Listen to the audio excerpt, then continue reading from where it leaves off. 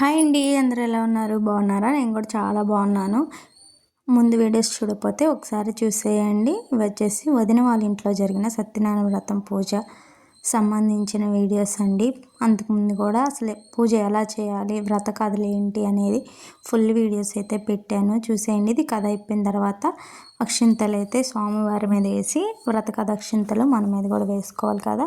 అలా వేసిన తర్వాత అందరం అయితే కొబ్బరికాయలు అది కొట్టి దండం అయితే పెట్టేసుకుంటున్నాం అనమాట. ఇలా అయితే చాలా బాగా జరిగింది సత్యనారాయణ వ్రతం అనేది. మనము చేసుకోకపోయినా ఇలా కథ విని ఆ అక్షింతలు మన తల మీద ఇచ్చేసినా కూడా మనకి పుణ్యం అనేది వస్తుంది.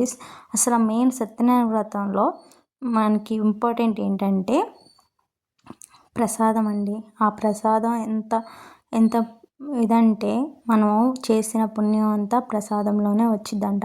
కథలో కూడా ఉంటుంది కదా, అంతా చేసి చివరిలో ప్రసాదం తీసుకోకుండా వెళ్తే ఏం జరిగిద్ది ఏంటనేది కూడా కథలో అయితే స్వామి పంతులు గారు అయితే చెప్పారనమాట. అలాగే ఇప్పుడైతే హారతి అయితే ఇచ్చేసారండి. తర్వాత అయితే అక్క వాళ్ళు అయితే బట్టలు అయితే పెడతారనమాట.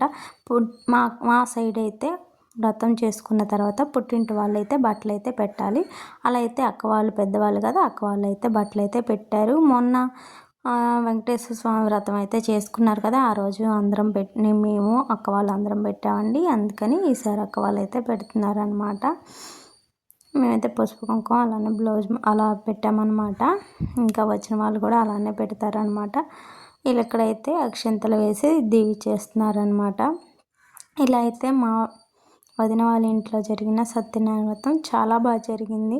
అదృష్టం ఉండాలండి వ్రతం మనం చేసుకోవడానికి కూడా ఏ ఆటంకాలు లేకుండా చాలా బాగా జరిగింది. ఆ తర్వాత అయితే ఇంట్లో ఆడపిల్లలు ఉంటారు కదా, వాళ్ళైతే స్వామివారికి హారతి ఇచ్చి ఆ తర్వాత కూర్చుని వాళ్ళకి కూడా హారతి అయితే ఇస్తారనమాట.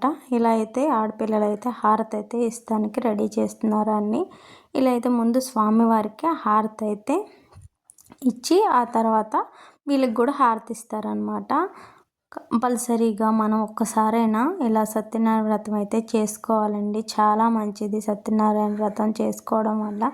ఆ కథలోనే మనకి తెలుస్తుందన్నమాట. కథ చేసుకున్న వాళ్ళు ఎవరైనా కథ వింటే అర్థమవుతుంది. అదిను మనకి పెళ్ళైన వెంటనే కూడా ఫస్ట్ టైం సత్యనారాయణ వ్రతం అయితే ఇస్తారనమాట. మనం ఏ శుభకార్యాలు చేసినా కూడా సత్యనారాయణ వ్రతం చేసుకుంటే చాలా మంచిది. అలానే గృహప్రవేశాలకి పెళ్ళైన తర్వాత సత్యనారాయణ వ్రతం అయితే ఎక్కువగా ఇచ్చేస్తారనమాట. మా సైడ్ అయితే కంపల్సరీ గృహప్రవేశాలు అప్పుడైతే సత్యనారాయణ వ్రతం కంపల్సరీ నోచుకుంటారు. అలాగే పెళ్ళిళ్ళకి కూడా పెళ్ళైన తర్వాత నెక్స్ట్ డే లేకపోతే ఆ నెక్స్ట్ డే అయినా అలా అయినా కూడా నోచుకుంటారనమాట. తర్వాత పెద్ద అత్తయ్య వాళ్ళు ఇలానే పసుపు కుంకాలు అయితే పెడుతున్నారు వదినికి.